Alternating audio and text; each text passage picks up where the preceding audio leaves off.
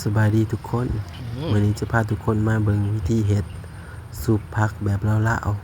ๆซึ่งว่าส่วนผสมจะมีอิหยังแหน่และวิธีทำจะเป็นแนวใดเชิญทุกคนเบิ่งและติดตามนำกันเด้อไปเบิ่งนำกันเลยก่อนอื่นหมดเราจะมาเก็บผักเนาะ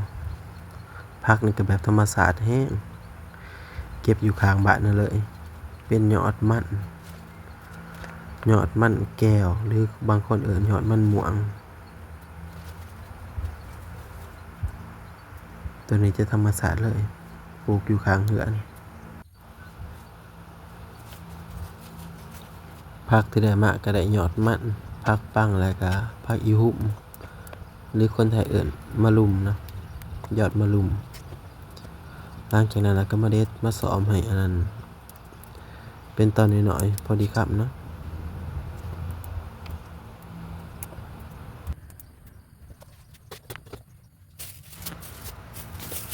ส่วนนี้ก็คือผักที่เฮาซื้อมาจากตลาด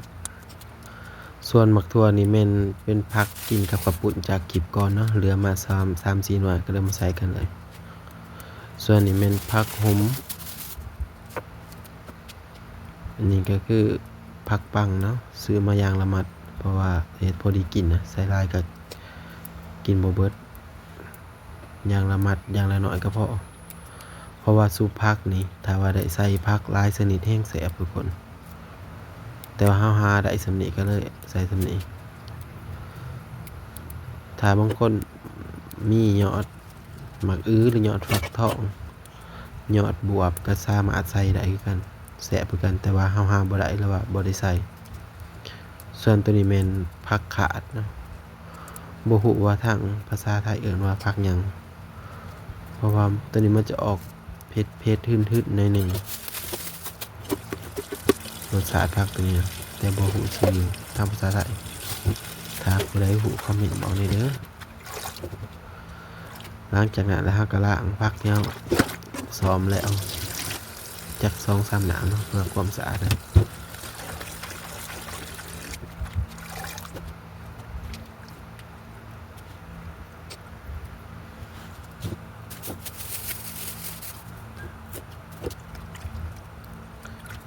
ต่อไปก็แม่นจะมาล้างในส่วน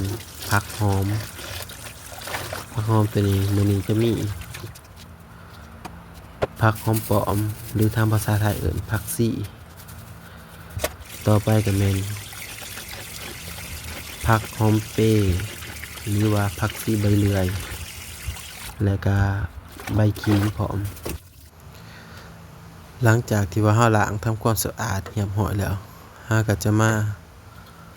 ซอยเป็นตอนน้อยๆเนาะเพื่อว่าไว้โรยใส่กับซุปผักของเฮาผักหอมนี่ที่ขาดบ่ได้ก็คือผักหอมปลอมหรือว่าผักซี่เนาะและผักซี่ใบเลื่อยก็คือหอมเปรย์นี่แหละ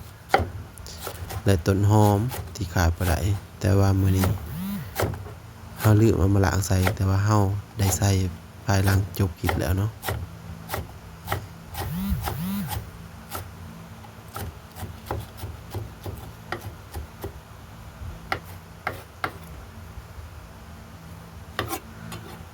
หลังจากที่ซอยแล้วก็พักไว้เนาะเพื่อว่าไปเฮ็ดในขั้นตอนต่อไป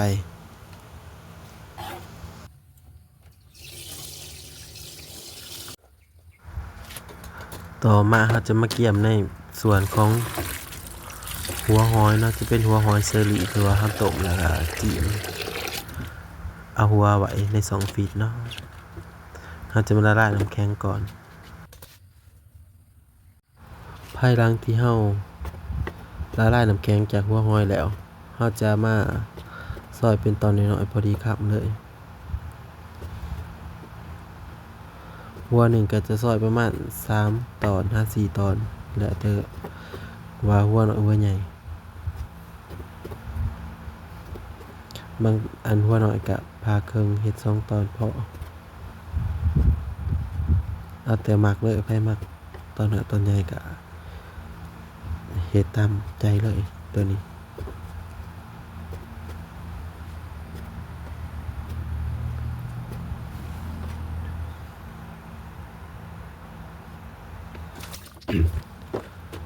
หลังจากที่เราซอยหัวหอยเหียบหอยแล้ว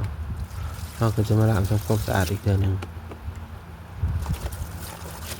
แล้วพักไว้เพื่อเฮ็ดในขั้นตอนต่อไปอีกเนาะ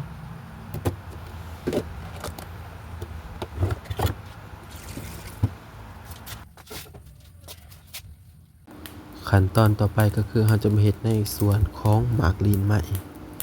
หรือว่าเพกาเนาะวิธีการเผาหมากลีนไหมให้ออกมางามนี่เราต้องใส่ไฟแห้งเลยทุกคนเพื่อที่ว่าเปลือกทั้งนอกจะไหมไว้และทั้งในจะยังรักษาความชุ่มชื้นของเนื้อหมากลีนไหมอยู่เนาะมันจะเฮ็ดให้เนื้อหมากลีนไหมเฮายังคงความกรอบถ้าว่าเฮาปิ้งเอาไฟอ่อนๆจะเฮ็ดให้มันสุกเลยทั้งนอกและทั้งในและเวลาล้างจะเฮ็ดให้เปลือกและเนื้อติดกันออกมาถ้าเผาแบบนี้แม่นเปลือกทั้งนอกจะไหมและทั้งในยังคงความสดอยู่เพราะว่าเฮาใช้เวลาบ่ดนในการเผา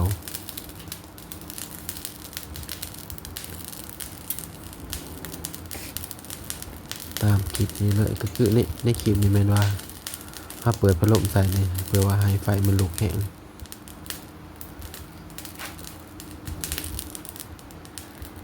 เพื่อว่าอยากให้เปลือกหมากลีนไหมมันไหมไว้เพราะว่าในขั้นตอนนี้เฮาบ่เน้นสุกแต่ขอแต่เน้นว่า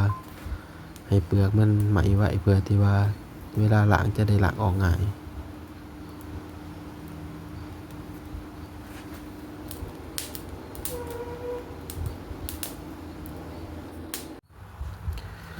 เมื่อเผาหมากลีนไหมเฮาเรียบร้อยแล้วเราจะมาล้างออกสังเกตเลยทุกคนเห็นบ่เมื่อเผาไหมดีใส่ไฟแห้งเวลาเราล้างเนื้อหมากลีนไหมจะบ่ติดออกมาเพราะว่ามันยังคงความสดอยู่มีเคี้ยวอยู่ล้างก็ล้างออกง่ายเลยนี่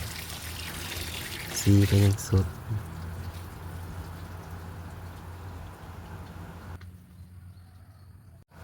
หลังจากที่ว่าเฮาล้างทำความสะอาดหมากลีนไหมเรียบร้อยแล้วเฮาจะมาซอยเป็นตอนน้อยๆพอดีคำเนาะซอยแบบบ่หนาบ่บางปานใดเลยอย่าง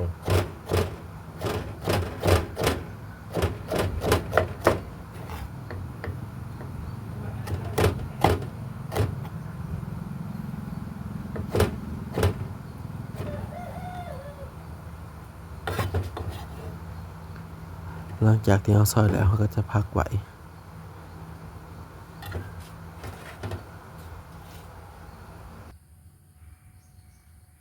ขั้นตอนต่อมาเราจะเฮ็ดในภาคส่วนของหมักเพชรและขิงเนาะซึ่งหมักเพชรนี่ไผจะหมักเพชรดิบหรือเพชรแห้งก็แล้วแต่เลยเลือกใส่ได้ตามใจหมักไผหมักเพชรน้อยเพชรหลายก็ขึ้นกับผู้มักเลยนี่ตามใจและสิ่งที่ขาดบ่ได้ก็คือหัวขิงนี่ถ้าต้องมาปิ้งก่อนเพื่อว่าให้มันหอมดี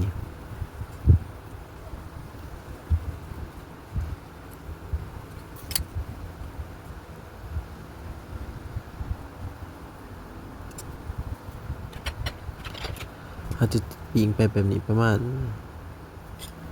50 นาทีแล้วขิงมันค่อยสุกขั้นตอนต่อไปที่เราจะเฮ็ดก็คือการคั่วง่า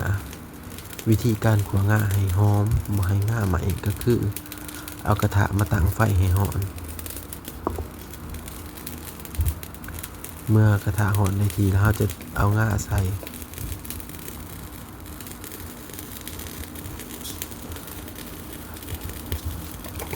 เอาง่าใส่แล้วก็ให้ฟ้าเอาคนไว้ประมาณ20-30 วิสังเกตว่าเม็ดง่ามันฟงขึ้นก็ถือว่าใส่ได้แล้วทุกคน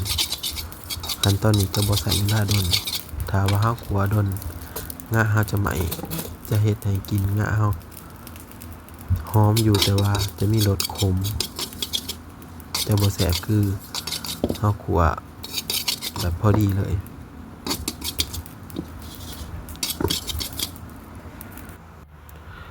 ภายหลังที่เฮาคั่วง่าไว้แล้ว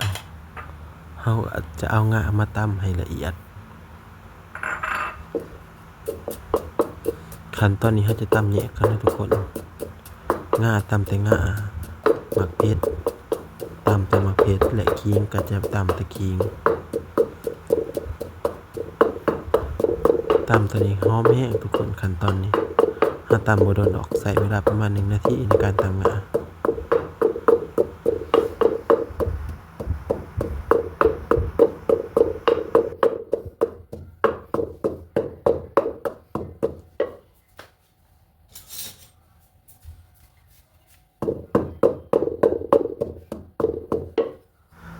ภายหลังที่ว่าเฮาตำง่าเฮาละเอียดแล้วเฮาจะมาแยกผักไว้ต่างหากเนาะทุกคน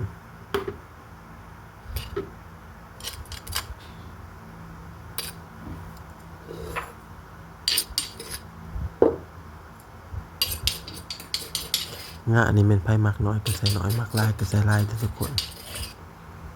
แห่งใส่หลายยิ่งหอม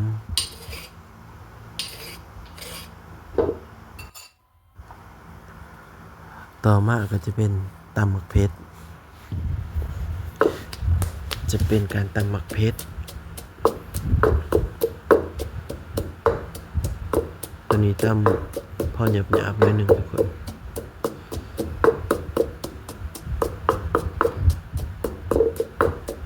ไผมักเผ็ดก็ใส่หลายเด้อไผบ่มักก็ใส่น้อยหนึงไผกินเผ็ดบ่ได้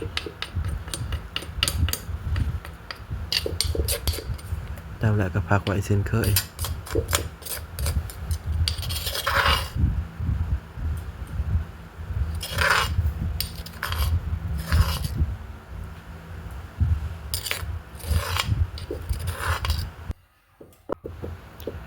ภายหลังที่ตำง่าอะไรก็มักเผ็ดเรียบร้อยแล้วก็เฮาจะมาเฮ็ดในส่วนของ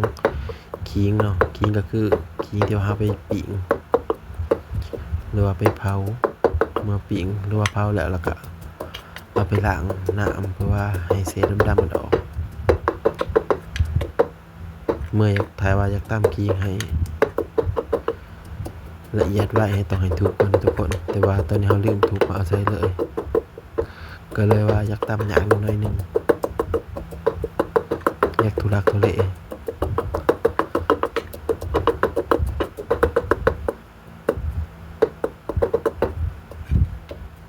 ส่วนขิงนี่เราจะตำพอหยาบๆพอว่าให้กินมันออก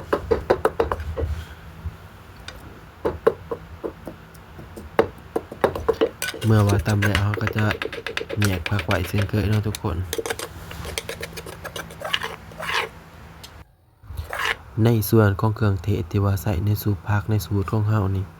จะมีเพียงแต่3อย่างเท่านั้นเนาะทุกคนก็คือง่าขั่วขิงเผาและก็มะเขือเผาเท่านั้นเลยต่อมาก็จะมาต้มน้ำนะทุกคนเพื่อที่ว่าจะเกี่ยมลวกผัก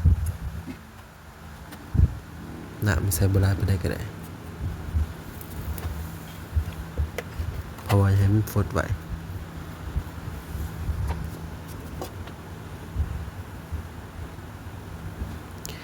หลังจากที่น้ำฟดแล้วก็จะเอาผักของเราลงไป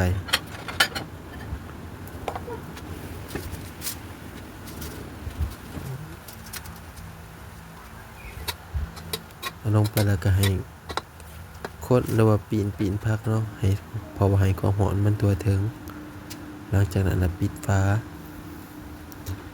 ประมาณ5นาที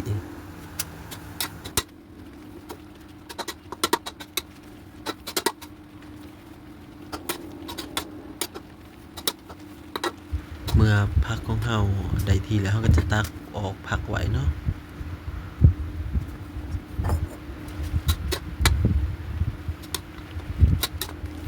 น้ำซุปผักน้ำลวกผักนี่อย่าฝ่าเอาทิ้งนะทุกคนยังมีประโยชน์อยู่ขั้นตอนต่อมาเราก็จะมาเกี่ยมในส่วนของหัวหอยเนาะเราจะมาคั่วใส่เกลือใส่พริกน้อยเล็กน้อย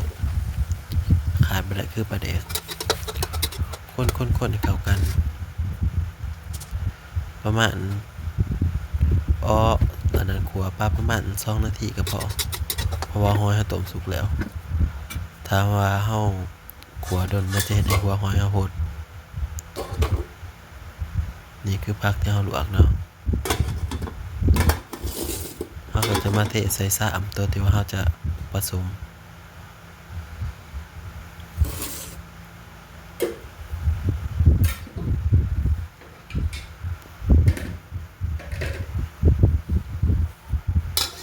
หลังจากนั้นก็นำหัวหอยมาใส่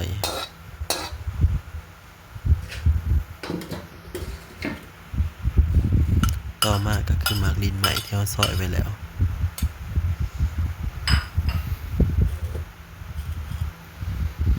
จะเป็นขิงหมักเพชร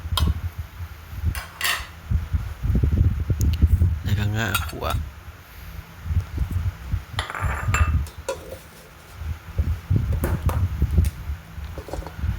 ผักหอม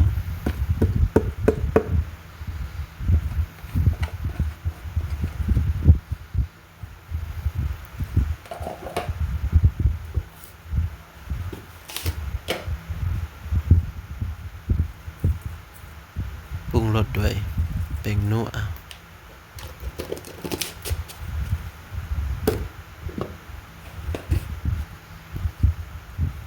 เกลือเล็กน้อยเนาะ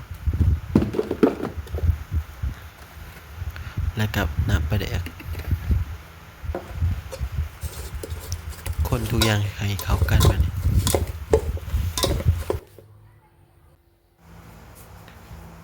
แล้วก็น้ำที่เฮาลวกผักนั่นมาเติมสักเล็กน้อยเนาะเพราะว่ามันแห้งเติมให้มีน้ำมีนวลนิดนึง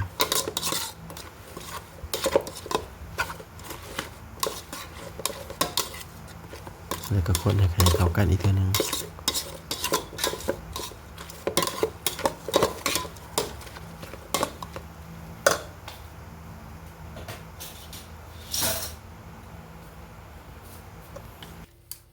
หลังจากที่คนผสมทุกอย่างให้เข้ากันแล้วเราก็จะมาซิมเบิ่งว่ารสชาติถูกปากเราหรือบ่ขาดเหลือส่วนใดเราก็จะเติมได้ในตอนนี้เนาะทุกคนแต่ว่าตอนนี้ที่เราซิมมันคือว่าโอเคแล้วแซ่บลงตัวพอดีเลยข้อ10เบิ่น2เทื่อแซ่บแห้งทุกคนมีตะเกียมจานมาจัดเสิร์ฟเลยทุกคน